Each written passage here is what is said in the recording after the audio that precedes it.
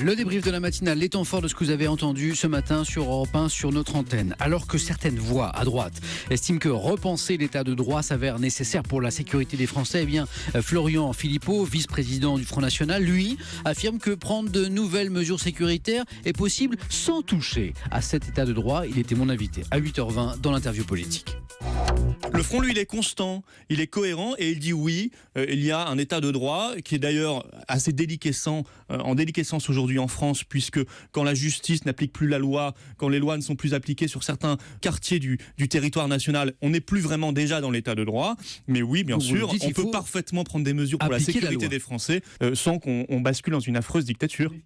C'est une véritable lumière en cette période si sombre. La présidente de la Brigade des mères, Nadia Remadna, a créé cette association pour redonner leur place aux mamans, dont le rôle, dit-elle, est déterminant dans la lutte contre le radicalisme religieux chez les jeunes. Elle était mon invitée à 7h45 dans l'interview Vérité.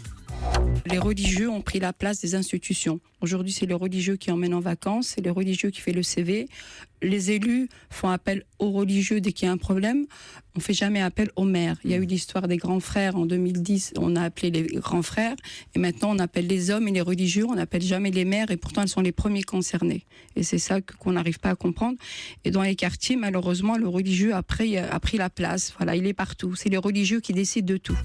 De l'autre côté de l'Atlantique maintenant, à Philadelphie, Hillary Clinton a tenu hier son premier discours en tant que candidate démocrate à la Maison-Blanche.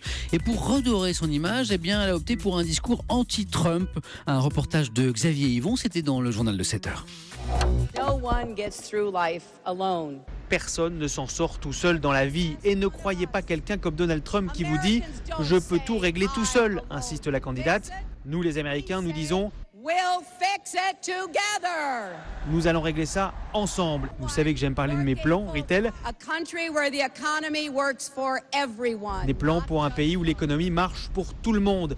Je suis votre voix, avait dit Donald Trump aux Américains la semaine dernière. C'est votre campagne, lui a répondu hier soir Hillary Clinton. Et puis les conséquences inattendues de l'Euro 2016 pour l'Islande, qui après avoir vu son équipe de football, vous le savez sûrement, se hisser en quart de finale, attire de plus en plus de touristes, comme Sophie, qui nous explique pourquoi elle a décidé de poser ses valises là-bas. Un reportage de Sarah Lou Lepers, c'était dans le journal de 7h30. Un supporter islandais nu, avec des chaussettes, qui courait sur la place Iéna.